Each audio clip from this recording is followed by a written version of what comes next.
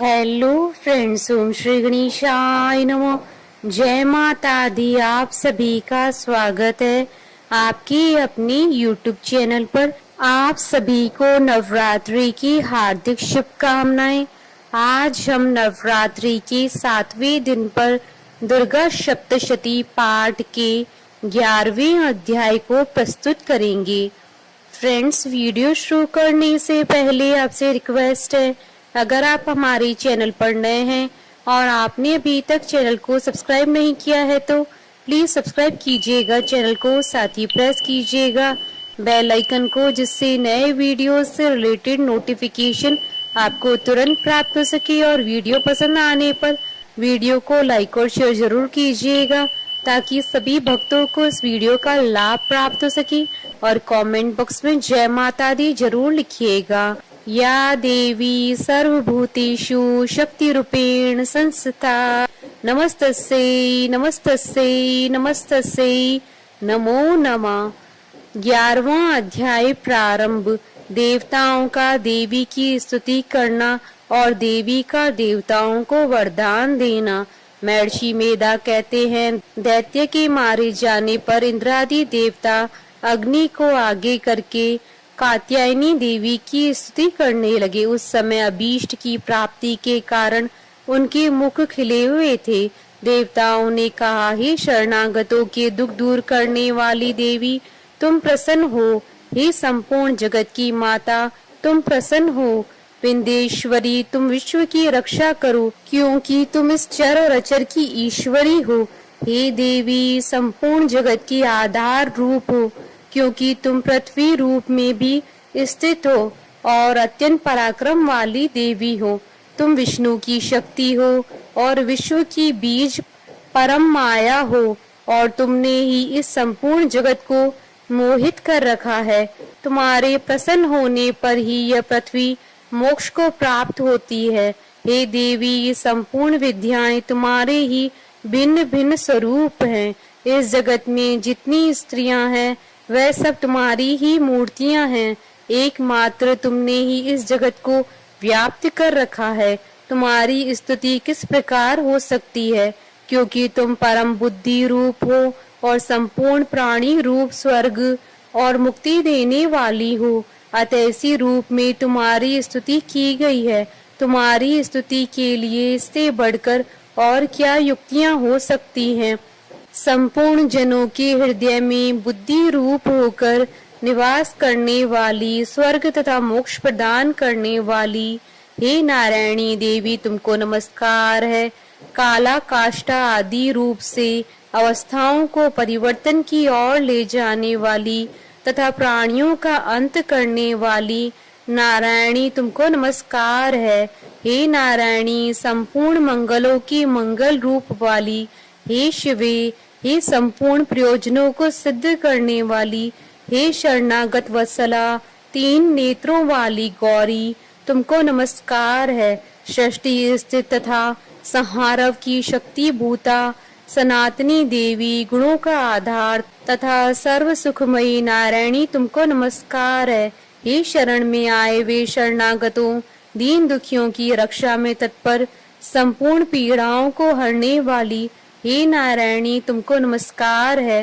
हे नारायणी, तुम ब्रह्माणी का रूप धारण करके हंसों से जुते हुए विमान पर बैठती हो तथा कुश से अभिमंत्रित जल छिड़कती रहती हो। तुम्हें नमस्कार है। माहेश्वरी रूप से त्रिशूल, चंद्रमा और सर्पों को धारण करने वाली, हे महावृषभ वाहन वाली नारायणी, तुम्हें नमस्कार है। मोरों तथा मुकुटों से घिरी बहने वाली, महाशक्ति धारण करने वाली, कौमारी रूप धारणी निष्पाप नारायणी, तुम्हें नमस्कार है। हे शंख चक्र गदा श्रांग धनुष रूप आयुधों को धारण करने वाली वैष्णवी शक्ति रूपा नारायणी, तुम हम पर प्रसन्न हो, तुम्हें नमस्कार है। हे दांतों पर पृथ्वी धारण करने वाली वरारूपिणी कल्याणमयी नारायणी, तुम्हें नमस्कार है। हे उग्र नरसिंह रूप से दैत्यों को मारने वाली, त्रिभुवन की रक्षा में संलग्न रहने वाली नारायणी, तुम्हें नमस्कार है।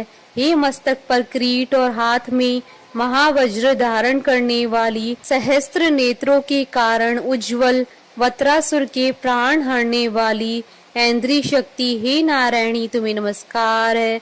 हे शिवदूती स्वरूप से दैत्यों के महामद को नष्ट करने वाली, हे गौर रूप वाली, हे महाशब्द वाली, हे नारायणी तुम्हें नमस्कार है।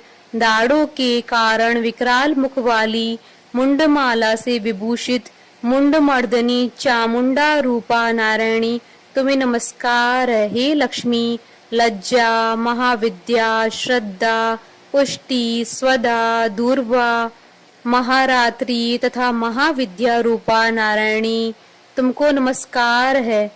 हे मेधा, सरस्वती, सर्वोत्कृष्ट ऐश्वर्य रूपिणी पार्वती, महाकाली, नियंता तथा ईश्वर रूपिणी नारायणी तुम्हें नमस्कार है। हे सर्व स्वरूप सर्वेश्वरी, सर्वशक्ति युक्त देवी, हमारी वैसे रक्षा करो तुम्हें नमस्कार है। हे कात्यायनी, तीनों नेत्रों से भूषित यह तेरा सौम्य मुख सब तरह के डरों से हमारी रक्षा करे तुम्हें नमस्कार है। हे भद्रकाली, ज्वालाओं के समान भयंकर, अति उग्र एवं संपूर्ण असुरों को नष्ट करने वाला तुम्हारा त्रिशूल हमें भय से बचावे तुमको नमस्कार है। हे देवी, जो अपने शब्द से इस जगत को पूरित करके दैत्यों के तेज को नष्ट करता है, वह आपका घंटा इस प्रकार हमारी रक्षा करे जैसे कि माता अपने पुत्रों की रक्षा करती हैं। हे चंडी के असुरों के रक्त और चर्बी से चर्चित जो आपकी तलवार है वह हमारा मंगल करे, हम तुमको नमस्कार करते हैं। हे देवी, तुम जब प्रसन्न होती हो तो संपूर्ण रोगों को नष्ट कर देती हो और जब रुष्ट हो जाती हो तो संपूर्ण वांछित कामनाओं को नष्ट कर देती हो और जो मनुष्य तुम्हारी शरण में आते हैं उन पर कभी विपत्ति नहीं आती है, बल्कि तुम्हारी शरण में गए वे मनुष्य दूसरों को आश्रय देने योग्य हो जाते हैं। अनेक रूपों से बहुत प्रकार की मूर्तियों को धारण करके इन धर्मद्रोही असुरों का तुमने संहार किया। वह तुम्हारे सिवा कौन कर सकता था। चतुर्दश विद्याएं, षष्ठ शास्त्र और चारों वेद तुम्हारे ही प्रकाश से प्रकाशित हैं, उनमें तुम्हारा ही वर्णन है। और जहाँ राक्षस, विषैले सर्प, शत्रुगण हैं, वहाँ और समुद्र के बीच में भी तुम साथ रहकर इस विश्व की रक्षा करती हो। हे विश्वेश्वरी, तुम विश्व का पालन करने वाली विश्व रूपा हो, इसलिए संपूर्ण जगत को धारण करती हो।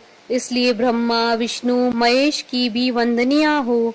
जो भक्ति पूर्वक तुमको नमस्कार करते हैं वह विश्व को आश्रय देने वाले बन जाते हैं। हे देवी, तुम प्रसन्न हो और असुरों को मारकर जिस प्रकार हमारी रक्षा की है, ऐसी हमारे शत्रुओं से सदा हमारी रक्षा करती रहो। संपूर्ण जगत के पाप नष्ट कर दो और पापों तथा उनके फलस्वरूप होने वाली महामारी आदि बड़े बड़े उपद्रवों को शीघ्र ही दूर कर दो। विश्व की पीड़ा को हरने वाली देवी, शरण में पड़े हुए पर प्रसन्न हो। त्रिलोकी निवासियों की पूजनीय परमेश्वरी, हम लोगों को वरदान दो। देवी ने कहा, हे देवताओं, मैं तुमको वर देने को तैयार हूँ। आपकी जैसी इच्छा हो वैसा वर मांग लो, मैं तुमको दूंगी। देवताओं ने कहा, हे सर्वेश्वरी, त्रिलोकी के निवासियों की समस्त पीड़ाओं को तुम इसी प्रकार हरती रहो और हमारे शत्रुओं को इसी प्रकार नष्ट करती रहो। देवी ने कहा, वह वास्तव मनवंतर के 28वें युग में 2 और महाअसुर शुंभ और निशुंभ उत्पन्न होंगे। उस समय मैं नंद गोप के घर से, यशोदा के गर्भ से उत्पन्न होकर विंध्याचल पर्वत पर शुंभ और निशुंभ का संहार करूंगी।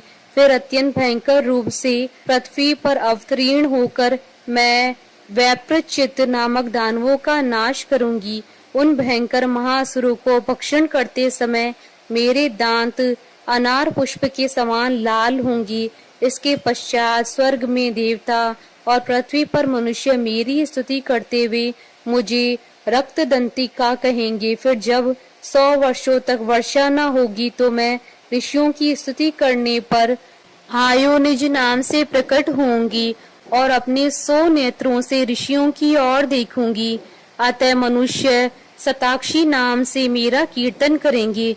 उसी समय मैं अपनी शरीर से उत्पन्न हुए प्राणों की रक्षा करने वाली शाकों द्वारा सब प्राणियों का पालन करूंगी और तब इस पृथ्वी पर शाकंभरी के नाम से विख्यात होंगी और इसी अवतार में दुर्ग नामक महाअसुर का वध करूंगी और इससे मैं दुर्गा देवी के नाम से प्रसिद्ध होंगी।